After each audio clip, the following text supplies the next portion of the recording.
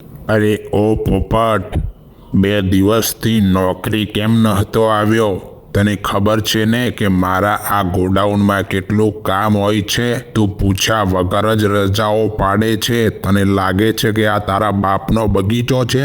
તને શરમ જેવું છે કે નહીં? જો રજાઓ પાડવી જ હતી તો મને જાણ કરવી હતી ને. તે તો કંઈ જાણ કરી જ નથી અને રજાઓ પાડ્યા જ કરી છે. તને કંઈ ભાન છે કે નહીં? તારા જેવા ગરીબને હું નોકરી રાખું છું ને, એટલે જ મારે હેરાન થવાના દિવસો આવે છે. તું અત્યારે ને અત્યારે અહીંયાથી નીકળી જા. હવે મારે તારી જરૂર જ નથી અને આ તારું મોઢું લઈને ક્યારેય મારી સામું ના આવતો. નીકળી જા અહીંયાથી, નીકળ. અરે માલિક, આવું ના બોલશો. જો હું અહીંયાથી નીકળી જઈશ તો ક્યાં જઈશ? મારું ઘર કેવી રીતે ચાલશે? તમારા લીધે તો મારું ઘર ચાલે છે માલિક. મારા ઉપર થોડીક દયા કરો માલિક. આવું ના કરો માલિક. થોડીક દયા કરો માલિક. થોડીક દયા કરો. આ ગરીબ ઉપર થોડીક દયા કરો. અરે તમારા જેવા ઉપર દયા કરીએ છીએ ને ત્યારે જ અમને આવા દિવસો જોવાનો વારો આવે છે. અહીંયાથી છાનો માનો નીકળી જા. આવી ગયો છે મોટો ભિખારી. તને એકવાર કહ્યું ને કે નીકળી જા, પછી વધારે દલીલ નહીં કરવાની. નીકળી જા અહીંયાથી. નીકળ અહીંયાથી, નીકળ. પોપટભાઈના હૃદય પર અત્યારે જાણે પર્વત જેવડો પથ્થર મુકાઈ ગયો હતો. જેમના માટે આટલા વર્ષો સુધી વફાદારીથી લોહી પાણી એક કર્યા, એ જ માલિકે આજે બીમારીના સમયે તેમને દૂધમાંથી માખી કાઢે તેમ કાઢી મૂક્યા હતા. ચાલો બધા હવે લાઈનમાં આવી જાઓ. હવે હું તમને આ વખતે ગરમા ગરમ તાબડા અને ગરમા ગરમ કપડાં આપવાનો છું. ચાલો એક એક કરીને લાઈનમાં આવી જાઓ. અને હા, તમારે આ વખતે બહારથી કંઈ જ ખરીદવાની જરૂર નથી. હું તમને અહીંયાથી જ આપવાનો છું અને હું તમને જે આપી રહ્યો છું તેનો 1 રૂપિયો પણ હું નથી લેવાનો. સાંભળી લેજો બધા. અરે માલિક, તમારી મોટી મહેરબાની. તમે આ શિયાળાની ઠંડીમાં અમારી આટલી મદદ કરી તેનો ઉપકાર અમારા પર રહેશે. અને હા, આ ઉપકાર અમે ક્યારેય નહીં ભૂલીએ. જંગલના બધા જ પક્ષીઓ શિકારી પક્ષીને ત્યાં કામ કરતા હતા. શિકારી પક્ષીનું ગરમ કપડાનું એક મોટું કારખાનું હતું અને આ કારખાનામાં જંગલના તમામ પક્ષીઓ મજૂરી કરી રહ્યા હતા. અરે પોપટભાઈ, તમે રજાઓ પાડી તો પાડી, પણ તમારે અમને કહેવું તો જોઈતું હતું કે તમે રજા કેમ પાડી છે. જો તમે અમને જાણ કરી હોત તો અમે માલિકને જણાવી દેત કે પોપટભાઈ આજે નથી આવવાના. તમને નથી ખબર કે આ શિકારી પક્ષીઓ કેટલા ઘમંડી છે? અરે ચકલી બેન, ધીમું બોલો, ધીમું. આ તેમનો વિસ્તાર છે. જો આ સાંભળી જશે ને તો આપણી આફત આવશે. ચાલો અહીંયાથી. તમારે જે પણ ચર્ચા કરવી હોય ને તે આપણા વિસ્તારમાં જઈને કરજો. ચાલો ચાલો અહીંયાથી. અહીંયા ના રહેવાય. આપણે રજા ઉપર છીએ. તેમના વિશે કંઈ જ ના બોલાય. જલ્દી નીકળીએ આપણા વિસ્તારમાં. પછી જે વાત કરવી હોય ને તે કરજો તમે. શિકારી પક્ષીઓને આતંક એટલો હતો કે તેમના વિસ્તારમાં તેમને વિરુદ્ધ વાત કરવાની કોઈ પક્ષીમાં હિંમત નહોતી. તેથી બધા પક્ષીઓ ત્યાંથી ઉડીને પોતાના વિસ્તાર તરફ જવા લાગે છે. અરે ચકલી બેન, મેં રજાઓ એટલા માટે પાડી હતી કારણ કે હું ખૂબ જ ગંભીર બીમાર પડી ગયો હતો. મારી હાલત ગંભીર હતી. હું કોઈને કંઈ કહી શકું તેવી પરિસ્થિતિમાં હતો જ નહીં. તો તમને કેવી રીતે જાણ કરું? હું ઘરની બહાર નીકળી શકું તે હાલતમાં જ ન હતો. 2 દિવસ રજાઓ એટલા માટે પાડી ચકલી બેન. હવે તમે જ કહો કે મારી તબિયત જ સારી ના રાખી શકું તો પછી આ પૈસા કમાઈને કરું શું? મારી હાલત એટલી ગંભીર હતી કે ડોક્ટર સાહેબે પણ મને કહ્યું હતું કે જુઓ, હવે તમે 2 દિવસ આરામ ન કર્યો ને તો પછી તમારી તબિયત વધારે બગડી શકે છે. એટલા માટે જ મારે મજબૂરીમાં રજાઓ પાડવી જ પડી ચકલી બેન. અને હા ચકલી બેન, એક બીજી વાત. આ વાત કીધા જેવી નથી પરંતુ આજે કહી દઉં છું કે મારી જે પણ દવા થઈ ને ચકલી બેન, તેના પૈસા મારી પાસે બિલકુલ હતા નહીં. ત્યારે મેં મારા ઘરનો જે પણ સામાન હતો ને તે બધો જ વેચીને મારી દવાઓના પૈસા ભર્યા છે. અને ત્યારે ચકલી બેન હું સાજો થયો છું ચકલી બેન. હવે તમે જ કહો, આવી કપરી પરિસ્થિતિમાં કેવી રીતે ઘરની બહાર નીકળવું અને કેવી રીતે આવી વાતો કોઈને કહેવું?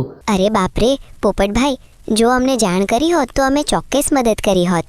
તમે આટલી ખરાબ પરિસ્થિતિમાંથી પસાર થયા છો. અમને તો વિચારતા જ ડર લાગે છે કે તમે એકલાએ આટલું બધું સાહસ કેવી રીતે કર્યું. પોપટભાઈ, જ્યારે મારા બંને બચ્ચા એકવાર બીમાર પડ્યા હતા ત્યારે તો હું હિંમત હારી ગઈ હતી. મને ખબર છે કે આવી કપરી પરિસ્થિતિમાં કેવી રીતે મજબૂત રહેવું, પણ જ્યારે આવું કંઈક બને છે ત્યારે હિંમત આપોઆપ ઉકળી જાય છે. વાત માત્ર બીમારીની જ નથી ચકલીબેન, વાત આ શિકારી પક્ષીની માનસિકતાની છે. પોપટભાઈ, તમને ખબર છે કે તમે ગયા પછી એણે અમને કેવી ધમકી આપી? એણે સ્પષ્ટ કહ્યું કે જો આપણે તેની શરતો પર કામ નહીં કરીએ તો તે આપણને પણ ભૂખ્યા મારી નાખશે. મને તો ચિંતા એ થાય છે કે જો આપણામાંથી કોઈ બીજું બીમાર પડશે તો તેની હાલત પણ તમારા જેવી જ થશે. આ જંગલમાં હવે ગરીબ પક્ષીઓ માટે જીવવું મુશ્કેલ થઈ ગયું છે. સાચી વાત છે મીઠીબેન. આપણે આખો દિવસ લોહી પાણી એક કરીને કામ કરીએ છીએ, છતાં આપણને પૂરું વળતર મળતું નથી. પોપટભાઈ, તમે તો ઘરનો સામાન વેચી દીધો, પણ જેની પાસે સામાન પણ નથી તે શું કરશે? આ શિકારી પક્ષીઓ આપણી મજબૂરીનો ફાયદો ઉઠાવે છે. અત્યારે તમે નોકરી વગર છો એ જોઈને અમારું હૃદય રડે છે. આપણી એકતા નથી એટલે જ આ લોકો ફાવી જાય છે. આ શિકારી પક્ષી આપણને ગુલામ બનાવવા માગે છે, પરંતુ તેની આ ગુલામી હું સ્વીકાર નહીં કરું. અને હા, અત્યારે હું ફરીથી તેની પાસે નોકરીની ભીખ માગવા જઈશ તો તે મારો આ નમ્રતાનો ફાયદો ઉઠાવશે. એટલા માટે આજે જ હું આ નોકરી છોડીને જાઉં છું અને હું મારા જ પગ ઉપર ઊભો થઈશ. અને હવે તો મારી કોઈને ચિંતા કરવાની જરૂર નથી. હું અત્યારે જ જાઉં છું. ચકલીબેન અને મીઠીબેન પોપટભાઈના દુઃખમાંથી સહભાગી થઈ રહ્યા હતા અને જંગલના પક્ષીઓ પર થતા અન્યાય વિશે ગંભીર ચર્ચા કરી રહ્યા હતા. પોપટભાઈ અત્યંત ચિંતિત હતા, કારણ કે તેમની પાસે હવે ન તો નોકરી હતી, ન ઘરનો સામાન કે ન જમવાના પૈસા. બધા પક્ષીઓ ભારે હૈયે પોતપોતાના ઘરે જાય છે. અરે ચકલીબેન, તમે અત્યારે બોલો, કેમ આવવાનું થયું? અરે પોપટભાઈ, તમારી સાથે વાત કર્યા પછી મને લાગ્યું કે તમારી પાસે જે પૈસા હતા તે તમે વાપરી દીધા હશે અને ઘરમાં ખાવાનું નહીં હોય, એટલા માટે હું તમને જમવાનું આપવા આવી છું. લો, આ જમી લેજો અને આજે ચિંતા વગર સૂઈ જજો. કાલે પણ કંઈક વ્યવસ્થા થઈ જશે. અરે, હવે વધારે વિચારશો નહીં. લો, આ જમવાનું લઈ લો અને જમીને સૂઈ જજો. અત્યારે વધારે વિચારવાની જરૂર નથી, સમજ્યા ને? અરે ચકલીબેન, આની શું જરૂર હતી? તમારો આ ઉપકાર હું ક્યારેય નહીં ભૂલું. બીજે દિવસે સવારે તેઓ ઉડીને પોતાના એક ખેતરે પહોંચે છે.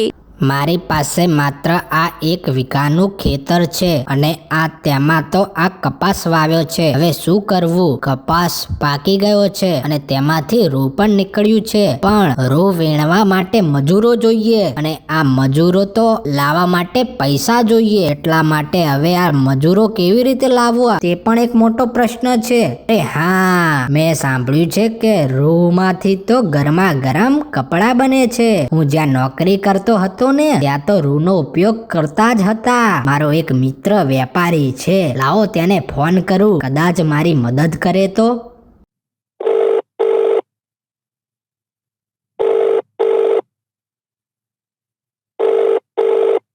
હેલો મિત્ર, યાદ છે કે ભૂલી ગયો? અરે પોપટ, બોલ બોલ, તને કેવી રીતે ભૂલું?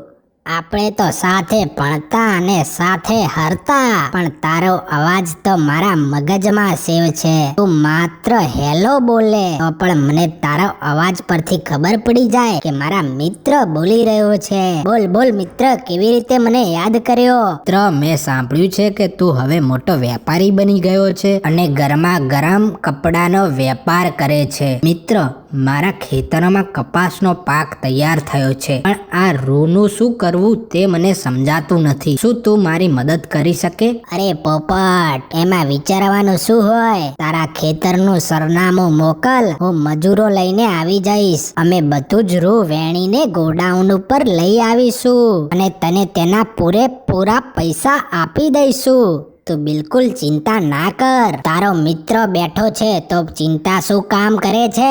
આ રૂમાંથી ગરમા ગરમ મફલર, ટોપી વગેરે બને છે. તે વેચવા માટે મારે પક્ષીઓની જરૂર પડતી જ હોય છે. તો શું તું કામ કરવા માટે તૈયાર છે, જેથી કરીને તારું ઘર સારી રીતે ચાલે? મિત્ર, તારી વાત સાચી છે, પણ મારા ઘણા મિત્રો નજીકની એક ફેક્ટરીમાં આવું જ કામ કરે છે. શું તેમના માટે તારી પાસે કોઈ યોજના છે, જેથી કરીને તેઓ પણ આપણા કામમાં જોડાઈ શકે અને તેઓ પણ પોતાનું ઘર ચલાવી શકે? તો પછી એક કામ કર, આપણે ત્યાં તારા વિસ્તારમાં ધંધો શરૂ કરીએ. જે પણ ખર્ચ થશે ને તે હું આપીશ આપણે ભાગીદારીમાં ધંધો કરીશું. જે પણ પક્ષીઓ આવશે તેને તું નોકરી ઉપર રાખી લેજે અને તારે સારા પગારે તેમને આપવાનો છે, જેથી કરીને તેઓ સારું કામ કરે. હવે ચલ મિત્ર, કાલથી જ હું ત્યાં મજૂરો લઈને આવી જાઉં છું અને ત્યારબાદ હવે આપણે આ ધંધાઓ શરૂ કરીએ છીએ, જેથી કરીને તારે હવે વધારે તકલીફ ના વેઠવી પડે.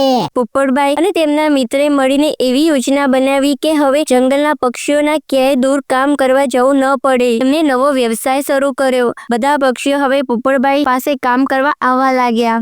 અરે આ કામ એકદમ બંધ કેમ થઈ ગયું? આજે કોઈ નોકરી ઉપર કેમ નથી આવ્યું? મારે જઈને તપાસ કરવી પડશે. એક બે પક્ષીઓ રજા પાડે તો સમજાય, પણ અહીંયા તો બધા એક સાથે રજા પાડી છે. આવું કેમ થયું? શિકારી પક્ષી તપાસ કરવા નીકળે છે. તે તરત જ પોપટભાઈ ફેક્ટરી પર પહોંચે છે. અરે ક્યાં છે આ ફેક્ટરીનો માલિક? અને તમને બધાને શરમ નથી આવતી? મારું કામ છોડીને અહીંયા આવીને બધા કામ કરી રહ્યા છો. તો માલિક ક્યાં છે? તેને કહી દો અત્યારે જ તમને આ બધાને નીકાળી દેવડાવવામાં ના આવે ને તો થઈ રહ્યું. અને પછી રહેજો કામની શોધમાં રખડતા. અરે આમ જો, હું આ ફેક્ટરીનો માલિક છું. તું એ જ છે ને જેને મને 2 દિવસ રજા પાડી હતી? અરે મને આ તારી ફેક્ટરીમાંથી નીકાળી દીધો હતો. હું એ જ છું અને હવે જોઉં છું કે આ પક્ષીઓને અહીંયાથી કોણ કાઢે છે. હવે તારી ફેક્ટરી બંધ કરવાનો સમય આવી ગયો છે. હાલ નીકળી જા અહીંયાથી, નીકળા. મારી ફેક્ટરી છે, મારી ફેક્ટરી. નહીં તો તારું આ મોઢું તોડી નાખીશ અત્યારે ને અત્યારે. હા પોપટભાઈ, અમે બધા તમારી સાથે છીએ, ડરવાની જરૂર નથી. આ શિકારી પક્ષી તો કારખાનામાં અમારી પાસે આખો મહિનો કામ કરાવતો અને પગાર અડધો જ આપતો હતો.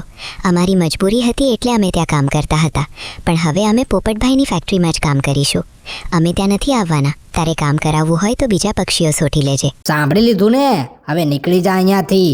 આ મારી ફેક્ટરી છે, અહીં તારું કોઈ કામ નથી. અને હા, તારે ફેક્ટરી બંધ કરી દેજે, કેમ કે અહીંયાથી તો એક પણ મજૂર ત્યાં નહીં આવે. આ બધા જ મજૂર મારા પરિવાર જેવા છે, એટલા માટે મારી જ ફેક્ટરીમાં કામ કરશે. સાંભળી લેજે કાન ખોલીને. પોપટભાઈની ફેક્ટરીમાં બધા પક્ષીઓ સુખ શાંતિથી કામ કરવા લાગ્યા.